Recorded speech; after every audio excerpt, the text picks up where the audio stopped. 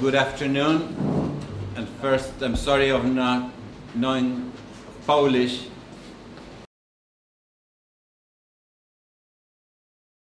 But I know Polish history, and I think everyone who loves Western civilization,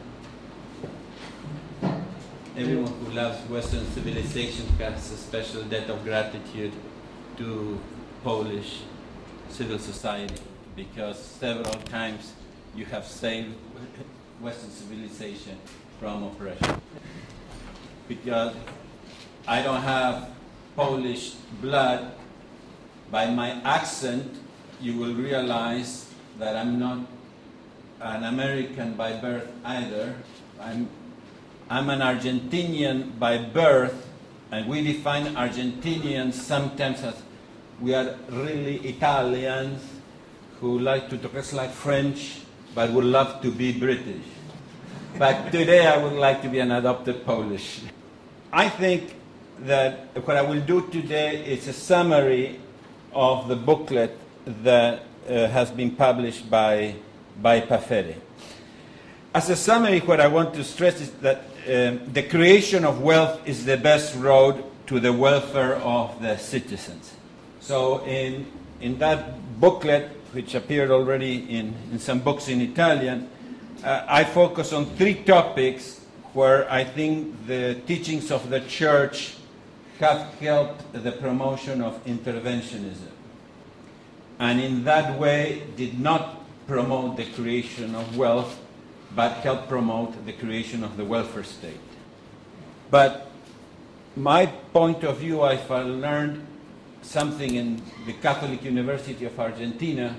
I had a professor of economics who told me, Alex, if economists do not know economics, why can't you blame the bishops for not knowing much economics?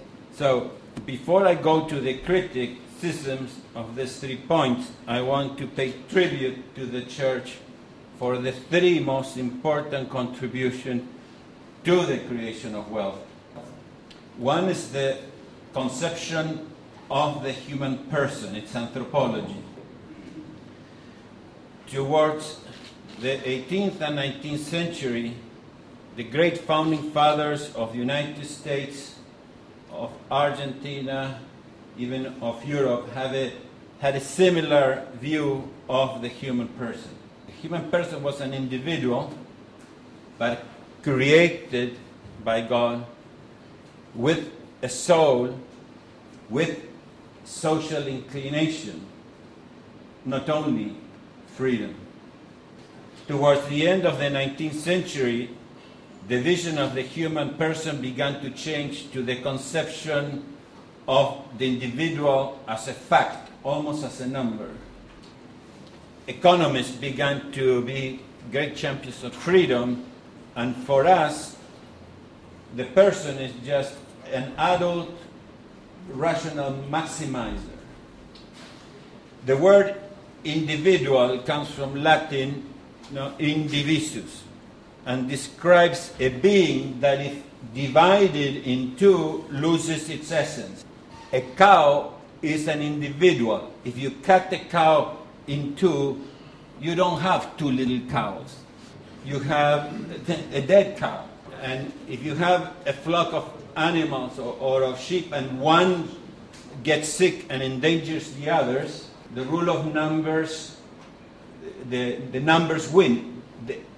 If it's just a game of numbers, the individual versus the collective wins. And that's why we saw at the end of the 19th century, at the beginning of the 20th century, the growth of the worst tyrannies that human beings have ever experienced, communism and National Socialism. So to win the battle against the welfare state and to win the policy battles, the anchor always has to be this rich anthropology that the Church contributed so much to develop. The true human person created in the image of God, unique and unrepeatable. After the individual, after the person, comes the family. And for the family to be able to exist, human beings began to demand private property. So if you study anthropology, that's what the study said. The anthropologists that Adam Smith studied, that's what they were explaining. That's why private property developed to protect the intergenerational family. So as I always say, private property and the family are the basic institutions of the free society. And if you don't believe me, believe the Marxists, because those are the two institutions they always try to destroy when they want to destroy freedom. This is not only important for the free society, this is also important for the church. This is from Hayek, Nobel laureate and creator of the Montpellier Society, founders. He says, the undoubted historical connection between religion and the values that have shaped and furthered our civilization, such as family and several property and private property, does not, of course, mean that there is any intrinsic connection between religion as such, any religion, and such values. Among the founders of religion over the last 2,000 years, many oppose property and the family. But the only religions that have survived are those which support property and the family. And the Roman Catholic Church is one of those that have survived. After all these praises, now I'm going to be criticizing three concepts that evolved in my church and are the criticism of a loving son. These three ideas are new. By that I mean they only originated at the end of the 19th century and in the beginning of the 20th century, but are still with us today. One is the notion that in a capitalist society there is a trend for the rich to get richer and the poorer get poorer.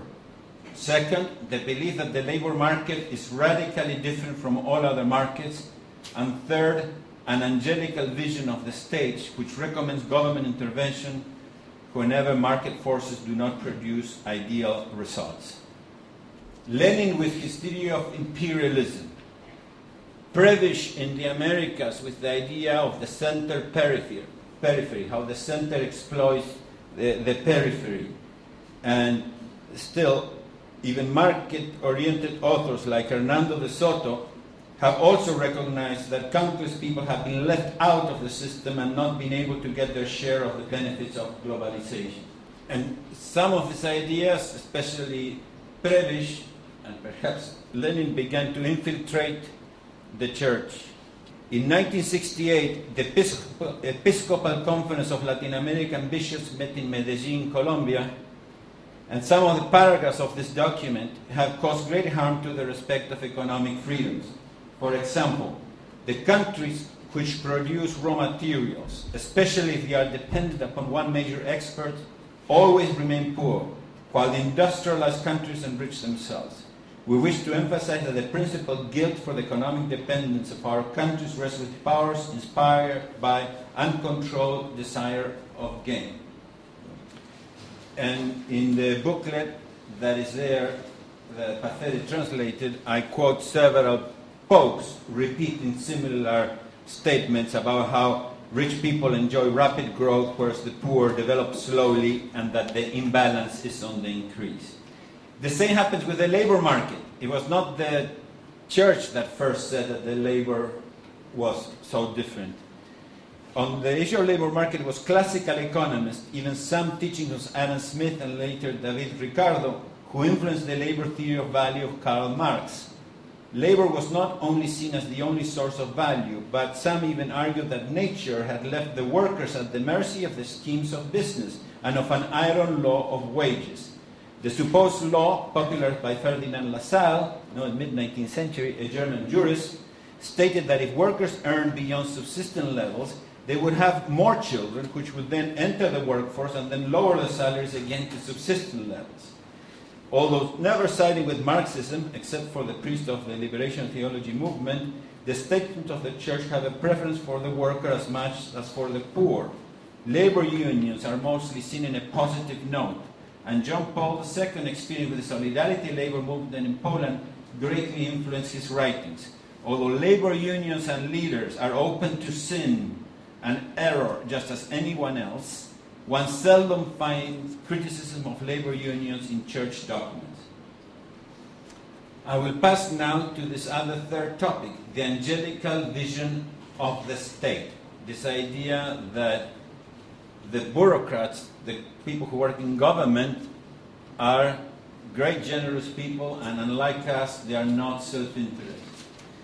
It was natural, and people of goodwill, like the members of the so-called social market economics school in Germany, to try, when the market failed, they say, why don't we put the experts to try to fix the problem from the government? These scholars, like Wilhelm Röpke, who was president of the Montpellier Society, who the Mauek and I have the pleasure of belonging to, and Alfred Müller-Armack, and now Walter Eucken and others, had a good dialogue with, sometimes criticism, with great moral theologians. Now, but Röpke, more than others, saw the dangers. He wrote, by its continuous expansion, the welfare state tries to cover more and more uncertainties of life, and ever wider circles of the population. But it also tends to increase its burdens. And the reason why this is so dangerous is that while expansion is easy and tempting, any repeal of a measure later recognized as hasty is difficult and ultimately politically unfeasible. Another author, Karl Farmer, said about Müller-Armack, the specific philosophical position on Müller-Armack's paternalistic view of the state prepared the ground for the gradual overexpansion of the welfare state. So then in the booklet I go to this, how come that these three ideas are still with us? And what I try to show, that although I think they are misguided, they all have a kernel of truth. They all have part of truth in these ideas. For example, because in some areas of the world, in some regions, you have the rich are getting richer and the poor are getting poorer. Now, Hernando de Soto and his team of researchers showed, like none before them, how an overregulated economy creates such high costs of entrance to the market for the poor that it ends up unjustly excluding them from the opportunities. In addition to this process, and to explain why so many poor can improve their lot, I have pioneered and tried to push the notion of an unequal distribution of economic freedom.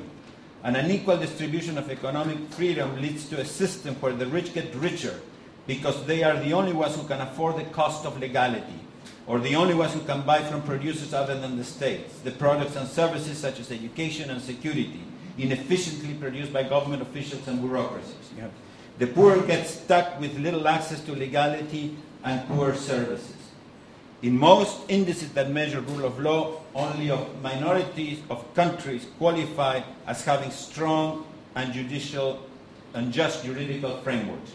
In those countries, the population, as well as moralists, see how the rich who are close to the government continue to enrich themselves even in periods where most of the population is suffering. Nevertheless, as a general statement, saying that the rich get richer and the poor get poorer can still be misleading and dangerous. As it describes the situation in many regions of the world during specific periods of time, the rich get richer and poor get poorer slogan continues to be repeated, not so much in documents from the hierarchy, but often from the pulpit. Now, I also try to show how, although the price of wages also is ruled by supply and the law of supply and demand, the laborer is totally different than all other means of production. Although the law of supply and demand also helps determine wages, the truth is that the laborer is a complete different means of production than land and capital. So, and I mentioned a businessman like Juan Saint-Michelin or Charles Koch in the United States and others, who, when they write and try to structure their company, they don't treat the person, the worker, the same as a typewriter or the same as a computer. Even F.A. Hayek recommends a safety net to protect the workers in certain condition, and Adam Smith too. So they didn't recommend safety net for the tomatoes, you know, or for the horses or the cars. So the third point, again, the bureaucrats are not angels, but not all of them are demons. In the most corrupt countries, I have personal friends who are honest judges. And the loss of civil society cannot be done by the for-profit motive, the same as other things in the market. So if we demonize all the people who work for the state, people would think that we are a little bit crazy. We exaggerate because some people are good. So after sort of showing that each of these areas each of these topics have a kernel of truth, have a part of truth, I try to propose a solution. And I try to solve these things by working with think tanks like PAFERE. Acton Institute, that is over 20 years old, works with using a language where economists can learn to communicate with bishops and the church in order to influence the church with good economics. I'm also on the board, one of the directors of the Fraser Institute, that tries to measure everything. So we say, if it matters, measure it. So with good argumentation, we can try to win debates. Are the rich getting richer? Are the poor getting poorer? Does freedom help the poor? Then we have empirical data to prove that. And now to finish, another thing that I recommended, there is a whole school in economics called the theory of public choice, and James Buchanan got a Nobel laureate for his contribution, that assumes that bureaucrats are also self-interested. And in the last document coming from the Vatican and the Justice and Peace Commission, called The Vocation of a Businessman, which appeared in April, it incorporates this language and asks the businessman, have you engaged in privilege seeking? Have you engaged in rent seeking? For the first time, the church is incorporating some of this analysis coming from free market economy. And now, to finish, other good things that the church has been doing, John Paul II was one of the first to rehabilitate the figure of the entrepreneur and see the importance of human capital.